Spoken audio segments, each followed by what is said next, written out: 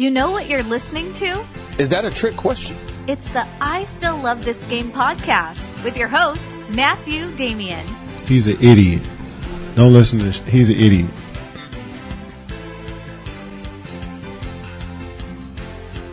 Hello and welcome to episode 48 of the I Still Love This Game podcast. And in today's show, I originally planned to cover the two games that will happen today. Obviously, the Rockets and Timberwolves and the Thunder and Utah Jazz. And because it was only two games, I planned on actually addressing some questions.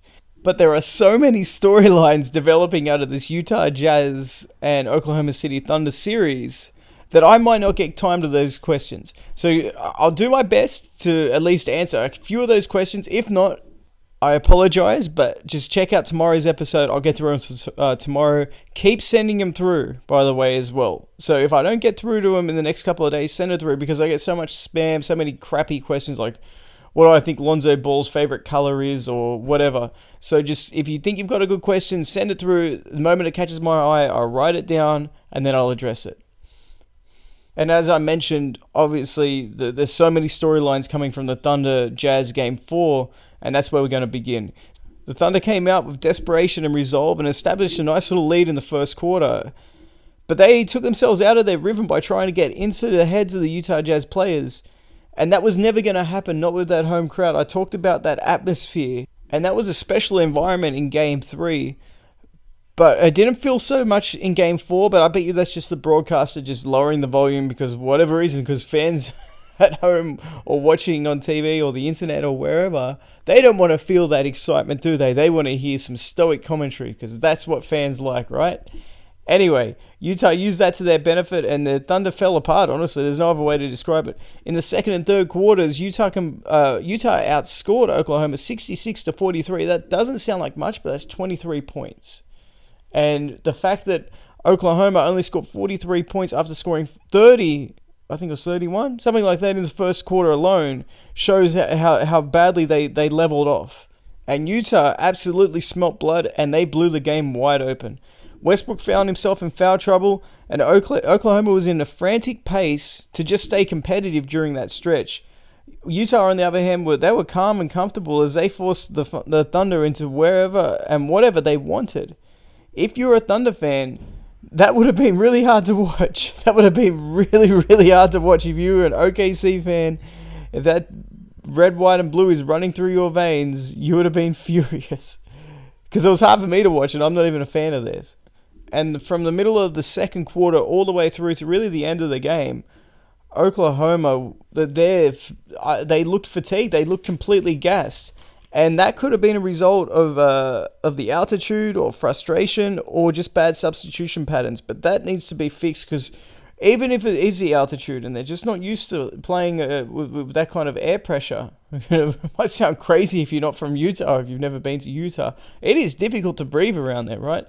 And don't underestimate that the Chicago Bulls struggled with that during the 97 finals. MJ and Pippen and all those guys, and they got crushed in Game 3 of the finals. And then they lost Game 4, and it took a heroic and almost career-defining game from the greatest player of all time to get them out of trouble in Game 5. So it wouldn't surprise me, but that being said, these guys are in the same division. But the playoff intensity is a different level, so maybe they're not used to playing at this altitude at that playoff intensity. I don't know, maybe I'm making excuses for them, but regardless, that they absolutely gassed. And if that is the case, they should have been substituted. This is not the first game. Game 3, I can almost give them a pass for that. But Game 4, they should have had much better coaching in terms of substitution patterns and getting fresh players in and getting rest to their key players, and they didn't do that. But if we're really being honest here, Utah is exposing Oklahoma in a similar way to the Pelicans showed Portland to be pretenders. And all the incoming criticism of Westbrook, George, and Billy Donovan will be totally warranted.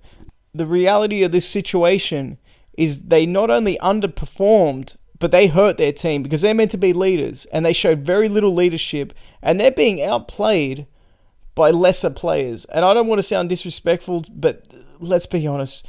Ricky Rubio, as I said, I think it was Game 2, he was on the scrap heap to start this in the offseason. Minnesota didn't even want him, and Minnesota missed the playoffs last year. Utah got him for nothing, virtually nothing. And there wasn't a big market to get him. Joe Ingles is out playing Paul George. That's even more mind-blowing than Rubio outplaying Westbrook. And this is really messing with the minds of those Thunder leaders, because not only are they getting outplayed, but they're imploding right in front of our very eyes. And it's from the pressure of the Jazz. The Jazz just know their roles and shut their mouths. Thank you, Rock. No, but they know their roles and they stick to their role. And then Oklahoma tries to overcompensate. They don't trust their system and they don't trust each other, I hate to say, on the offensive end. Defensively, they do to a point. But on the offensive end, they don't really trust the system they have around. They will make the extra pass. They're an unselfish team. But there is a lot of over-dribbling, and there is a lot of frustrated play that they come up with. There's a lot of reasons as to why they only put up 40 points in the second and third quarters combined. And quite honestly, you would expect this lack of poise and leadership and focus, quite honestly, to be coming from rookie players or second-year players in the playoffs. Not from the reigning MVP who's been to the NBA Finals, or Paul George who has garnered genuine MVP consideration last year. Well, not genuine, but he was at least in the conversation for the second tier last season, and he's been to the conference finals. And Carmelo Anthony himself, I think it was 2012, 2013, I'll say actually, when the Pacers knocked them off in the second round, Carmelo was a legitimate MVP candidate. So these guys, they've won gold medals, they've played in big games, they're established veterans. You would expect a lot more poise and focus and leadership. We haven't seen that at all. Now if, and this is a huge if, but if Oklahoma can recover, then there's no doubts that they're a genuine championship contender. And they probably will win the title if they can recover. And what I mean by that is the mental toughness. Because the momentum that Utah has right now, I remember Rudy Tomjanovich talking about this in a playoff series. I think it was against Seattle, actually, in 97. But he's talking about the momentum that certain teams get. It's like stopping it or trying to stop a bullet going down a mountain. It's almost impossible to stop once that crowd gets behind them. But if Oklahoma can somehow muster it up and stop this momentum in its tracks and get out of this predicament, then there's no question that they are mentally tough. And when you have the talent that they have, the only question has been mental toughness and coaching. And if they have mental toughness alongside them, then they're going to be really, really difficult to stop. But, and I said, that's a huge if. I mean, I can't see it happening. But if it does happen, it will be one of the greatest comebacks in NBA history. So if you're Oklahoma at this point, you've just got, you have to look at it one game at a time. As cliche as that sounds, that's really the mentality you've got to look at it. If they're going to look at it, we've got to win 3 straight against this team that's just killed us in the last 5 quarters, essentially, then they're done. So you look at Game 5, obviously, if they get through Game 5, I'll be surprised. But if Oklahoma can win Game 5, then all the pressure does go back on Utah. And for what it's worth, Utah has struggled in pressure games at home, like Game 6 of the first round last year. Remember, they were up 3-2 to the Clippers, and they lost that.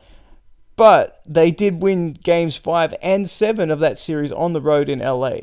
So, I mean, if we're going to use that as context, we also got to apply that to Game 5. They won't even get to a Game 6 because they'll win Game 5.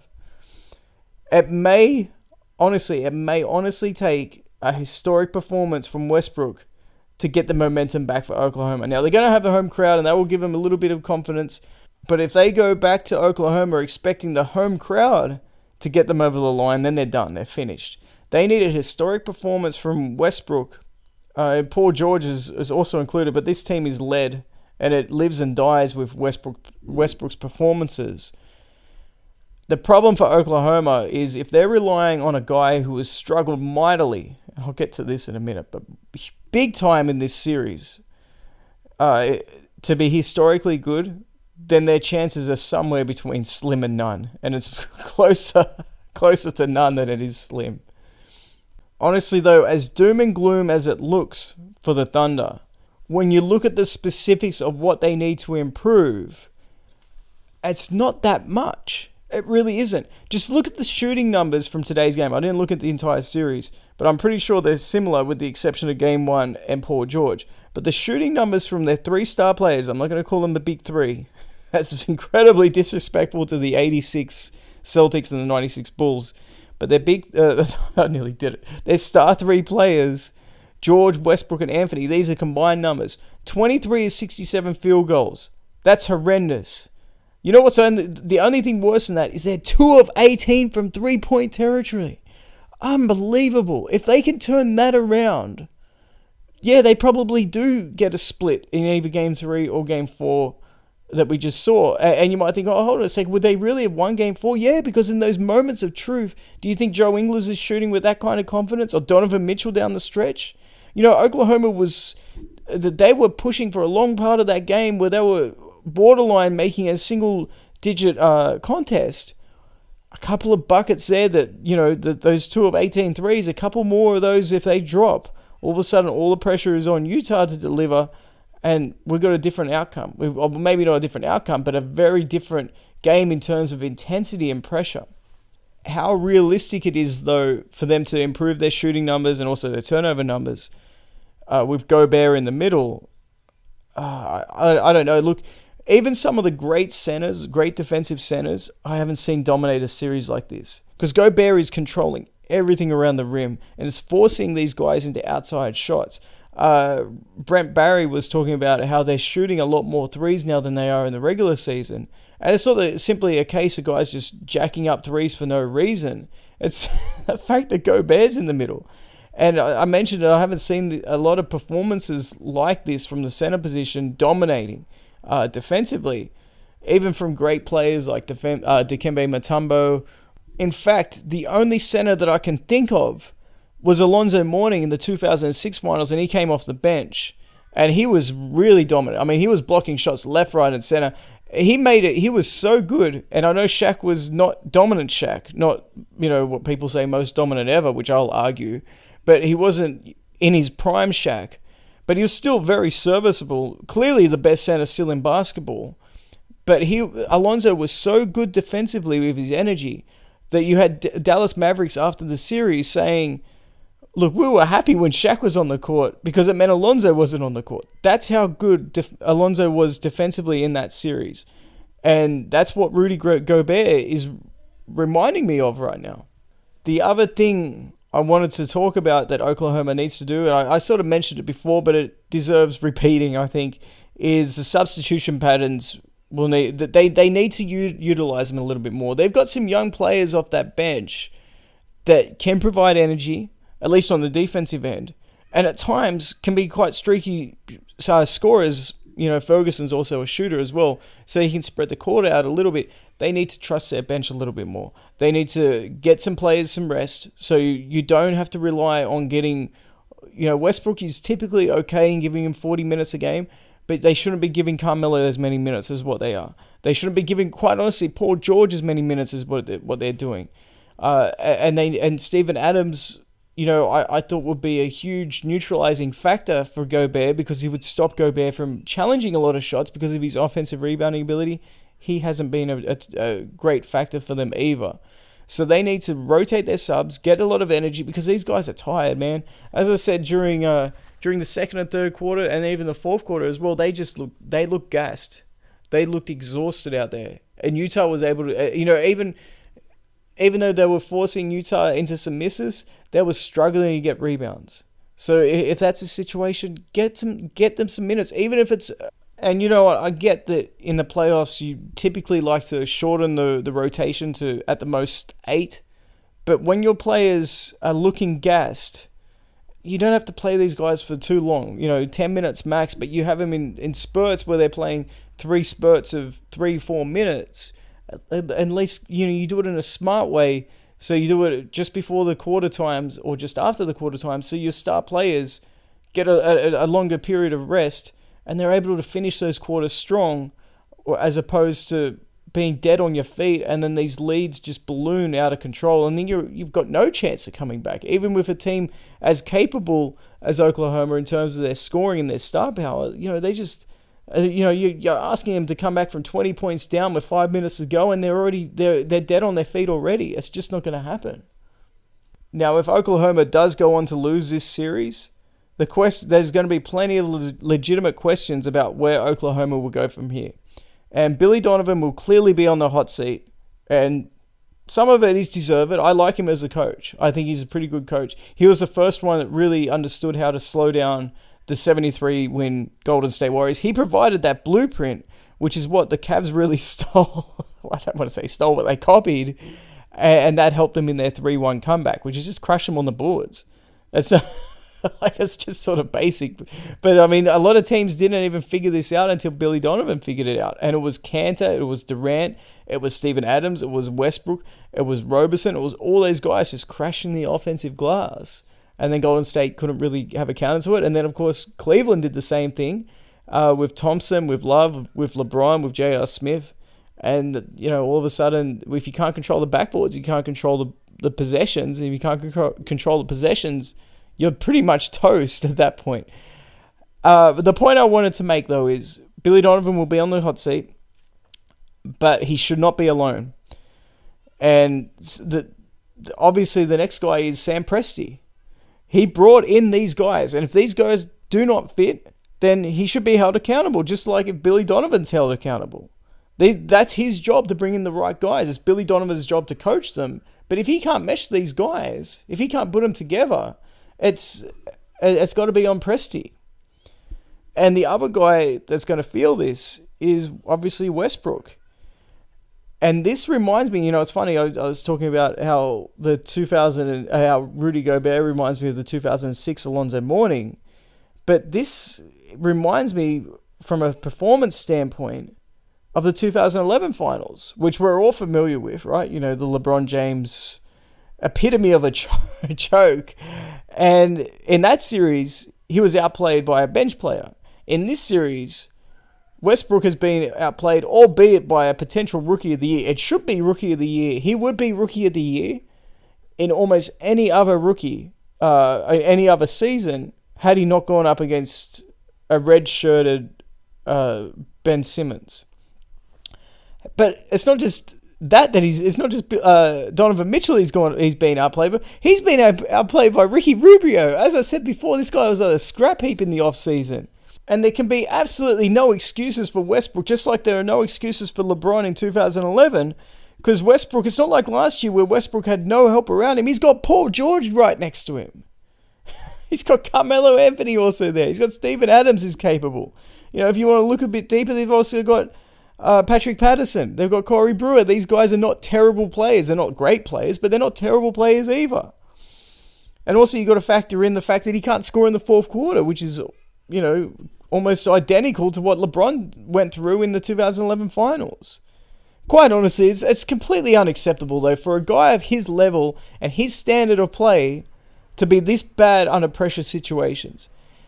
And his legacy, he may not realize it now, we may not realize it now, but his legacy may be just on the line, his legacy may be just as much on the line as what LeBron's was in 2011.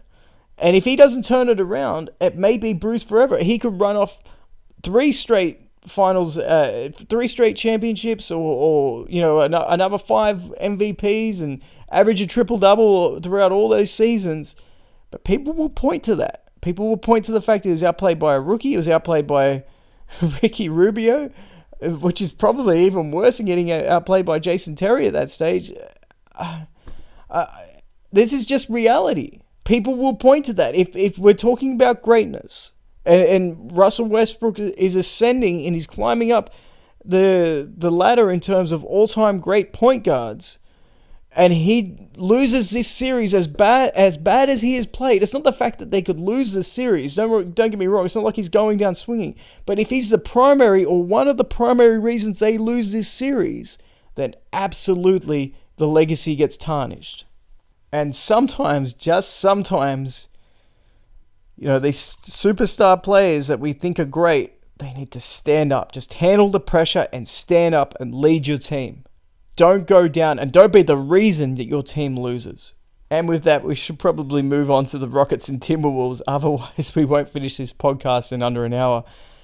Rockets and Timberwolves, Game 4. Harden and the Rockets insisted on playing isolation basketball in the first half. This allowed Minnesota to pressure him and collapse in the half court.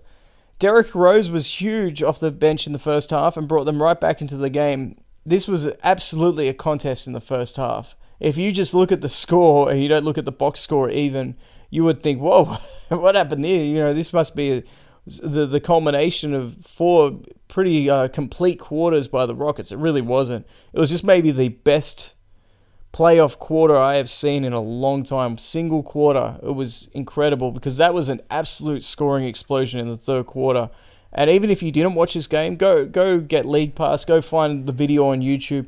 This was up there. There was a very famous game of the 86 Celtics where they went on a 29-0 run or something like that up against, I think it was Milwaukee, or maybe Atlanta. It was against Atlanta, sorry, excuse me. It was against Atlanta in the second round, and they went on just a hellacious run.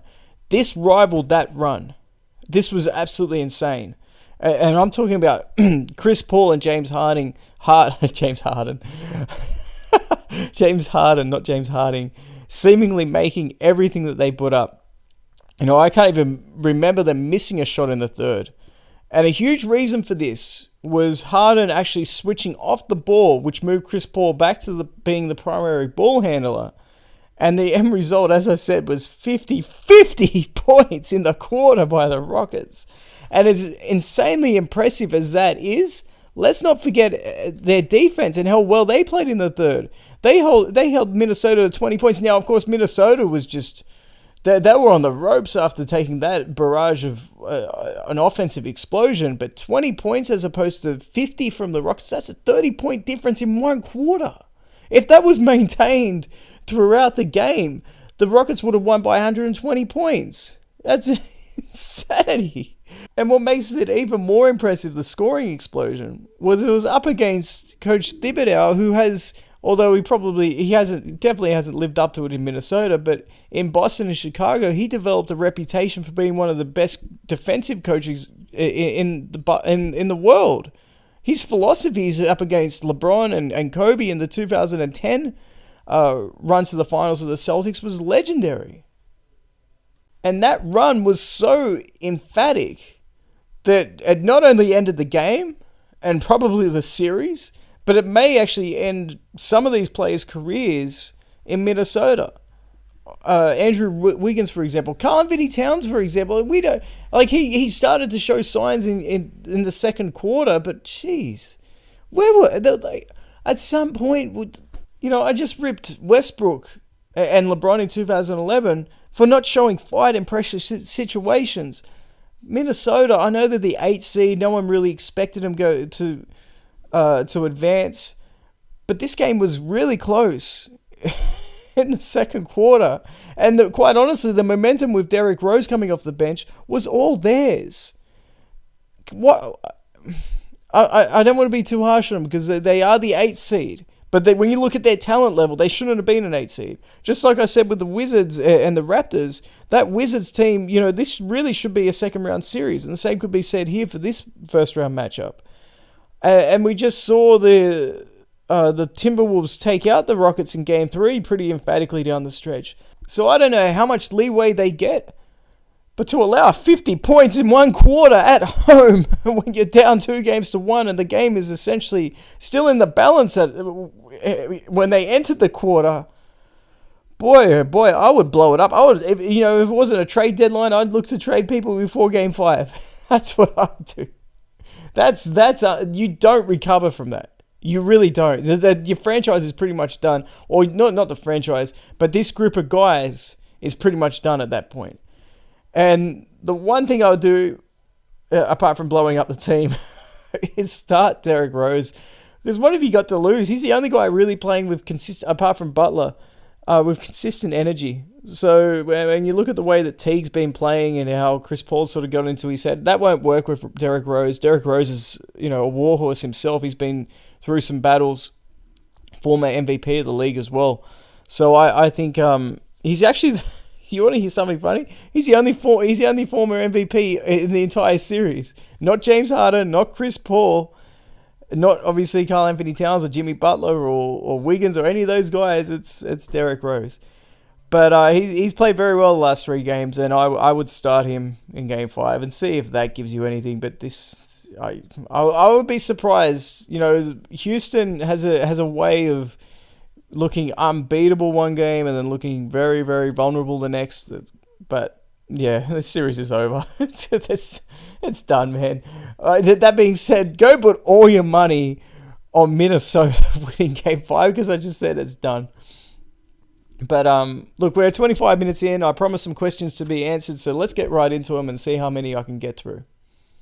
First question is asking my all-time starting 5 and my all-time favorite starting 5. So we're going to start with the latter. All-time favorite starting 5. Gary Payton at the point guard. Allen Iverson at the 2 guard. Obviously, defensively, you put Iverson on the point. You put Gary Payton on the shooting guard. No problems there whatsoever. The small forward, I'd love to go with Bernard King, but I'm leaning towards Dr. J. So I'm reading Bernard King's book now. So from that reason alone, we'll go with Bernard King. But Dr. J was right there. Big consideration for him. Power forward, Karl Malone. Center, Alonzo Mourning. I don't know how many championships they win. Probably none. Now that's confidence. All-time starting 5. So this is all the greatest 5 that I can assemble. It's very easy. Magic at the point. Jordan at the 2. Larry Bird at the 3. We'll go straight to center, and that's Wilt. I know that's controversial, but the power forward is either Hakeem or Bill Russell. I don't know which way you go with that. I do not know. Bill Russell's a consummate winner. Great defender, great rebounder. I mean, good luck trying to score on those guys inside. If you're looking at what Rudy Gobert's doing now, imagine having Wilt Chamberlain in his prime and Bill Russell, the 2 greatest shot blockers in NBA history, both patrolling the middle. And you guys got guys like Michael Jordan on the perimeter as well. Magic's a little bit. You know what? I'll go with Bill Russell just because of that. Because you got Magic on the perimeter, and we know he's a bit slower foot. So that's putting a lot of pressure if he has to go up against like a guy like Allen Iverson or Steph Curry or Kyrie Irving or Isaiah Thomas or a guy like that can really score. A smaller guy, Kevin Johnson, tore him up in the playoffs one year. And that really exposed probably his biggest flaw on the basketball court, which is perimeter defense. So if you've got Russell and Wilt really erasing those problems, the problem if you have Russell and Wilt, you got 2 really bad foul shooters at the end of games. So maybe it's Hakeem, but I will go with Russell. So that's my all-time starting 5. And I would wager that up against any other 5. So if you want to have Steph Curry, Kobe, LeBron, Tim Duncan, and Shaq or Kareem, it'll be interesting. But I'm very confident that my team will win. Oh, Pat Riley is coach as well. Next question is asking who is the biggest disappointment in NBA history. And that's kind of an easy question for me. I'll explain it though. And it's Dwight Howard. And you might be thinking, whoa, hold on a second. He's probably still going to make the Hall of Fame. You look at the resume. He's got a gold medal.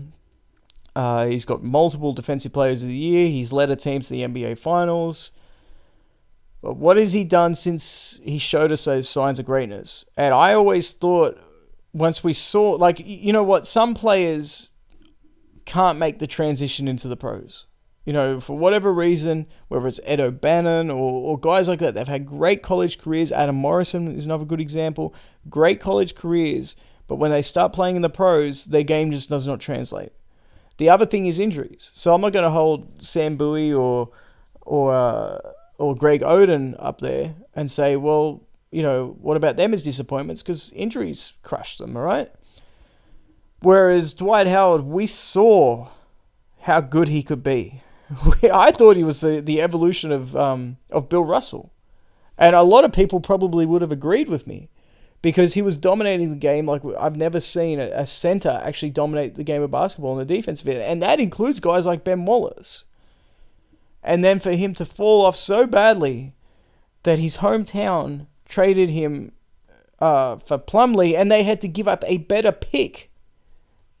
So unbelievable. Now, he did have a good season this year, but in terms of disappointment, I wanted to talk about him. I wanted him to be in the conversation of the top 10 centers of all time, or the top 5 centers of all time. You never know, a couple of rings, he wasn't that far off it, right? If he had won a couple of rings after the 2009 run to the finals, we may have talked about him up there with Hakeem Olajuwon. He would have been ahead of David Robinson. He would have been right there with Moses Malone. He would have been ahead of Bill Walton.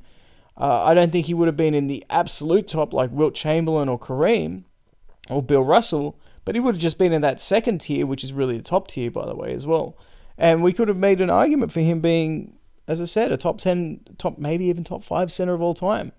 Instead, he was on the scrap heap, big time, 2 years in a row. Houston got rid of him for nothing. Houston let him go for nothing, which is only marginally. Actually, it's even better than what Atlanta, because they had to compensate the Hornets to get rid of him. But he has improved this year. He wasn't that far off an All-Star appearance this year. Had Charlotte been a better team in terms of a record, I think he would have been an All-Star. Next question is asking me, who has been the biggest surprise in this year's playoffs so far? We're still in the middle of the first round. How many series are side at 2? But all right, I'll answer it. It's New Orleans. There's no question. I mean, we've seen Philly was a bit of a surprise in terms of their poise and maturity. Boston has surprised me. Likewise, I didn't think they would handle Milwaukee, because Milwaukee hasn't played that bad. They've still disappointed me a little bit, but they haven't played that bad. It's not like they're imploding left, right, and center. They're showing that they've got a bit of fight to them. Washington's played well, but I think we kind of expected that. Of course, Indiana's fantastic. Indiana has played fantastic in the first round. But whenever you got a team like New Orleans sweeping, who we thought was a dark horse NBA championship contender, in Portland, they just swept them. I mean, it was, Game 3, man, the first 2 games were close and Game 4 was close, but Game 3 really, really surprised me about this Pelicans team, and I was thinking, whoa, they are doing this. They're not doing this up against a team that has injury problems. They have just ripped them to shreds in terms of shutting down what they do best. And when a team has that ability, usually they go very deep in the playoffs. So New Orleans has surprised me the most. Next question is asking me what basketball book you've ever read. What's the worst basketball book you've ever read, And it's a book called Nothing Else Matters. I can't even remember who wrote it. It was about Jordan's return and playing in Washington. And I have never seen a journalist, and believe me, I've seen a lot of bad journalism over the years, but I've never seen a journalist so butthurt over somebody as great as Michael Jordan as that guy. I'm not sure if Michael Jordan stole his girlfriend or did something terrible to him personally. All I remember is that is not how you read a book, not how you write a book. And it was one of the worst books I've ever read. Now, even though the question doesn't ask me this, I'll give you the best book that I've ever read of all time. And if you haven't read it, you should, by all means, go to Amazon and get this book. The guy passed away, David Halberstam. He's won a Pulitzer Award. He's a Pulitzer Prize winner, He's written a lot of war books, a lot of historical books. But he also wrote Breaks of the Game, which is a fantastic book about the Trailblazers of Bill Walton. But Playing for Keeps is maybe the best historical book during any extended period in NBA history. And what I mean by that is it's got Jordan on the cover, and the back is about Jordan. I thought it was all going to be about MJ. But what the book actually does is it takes every significant team and player during the Jordan era, so Larry Bird, Magic Johnson, the Trailblazers, the Cavaliers, the Pistons, I'm not sure if I mentioned them, but all those teams, they have specific chapters. And he goes in depth as to what made those teams special, and he has unique behind-the-scenes stories. And it's just a wonderful, wonderful book. I don't know how much it's going for on Amazon right now. I know you can get it as a Kindle copy. It's an older book. I think it was released in 1999. So we're nearly 20 years since it was released. But I have not read a book anywhere near as good as that book. I recommend that with a heartbeat. Even over my own book. And I get money from my own book, obviously. But if somebody came up to me and said, I can only ever read one book about the NBA, which book should it be? Should it be your book or should it be this book? I'd say, no, it's got to be Playing for Keeps. By far and away the best book I've ever read from a basketball standpoint. And we're going to sum it up there. There are a few other questions. They're all Jordan related. So we'll do that next time. So we'll have all the Jordan questions all at once. Tomorrow's games. I don't even know who's playing tomorrow. Let me just check quickly. And I don't even know why I do these predictions. I always get them terribly wrong. First game, Bucks versus Celtics at Boston. I'm going to go with Bucks here. I said that Milwaukee will win this series, even though they lost the first two games. Boston is playing very well, and I expect them to play very well, but I expect the Bucks to have a little bit of confidence behind them now, and this is the game they want to get. I don't think they want to go into Boston having to win a Game 7 in Boston. So this is a must-win game for them. Miami at Philadelphia. I got Philadelphia closing that series out. And likewise for the Warriors up against the Spurs, I think the Warriors close that out. So once again, guys, just pick the opposite of what I've just picked and make yourself some money. But we're going to end it there. Thanks so much for listening. I hope you enjoyed the games today. There's going to be some pretty competitive games tomorrow. Even though I expected Philly to beat Miami, I think that will be a really close game. I don't think Miami's going to go out without a fight. And I think the Boston and Milwaukee game will come down to the wire as well. So you should be able to get some good games tomorrow. And I will be doing another podcast tomorrow because that's what I do now. And if I get a chance to, I'll answer some Jordan questions. I'll give you a sneak peek of some of these Jordan questions. What's my most defining memory of Jordan? Did Jordan play against inferior competition? Boy, that's going to be fun. And did Jordan tarnish his legacy by his Hall of Fame speech? So there's some good MJ questions there. There's some good games tomorrow, and hopefully there'll be a good podcast tomorrow to do it all justice. Thanks for listening.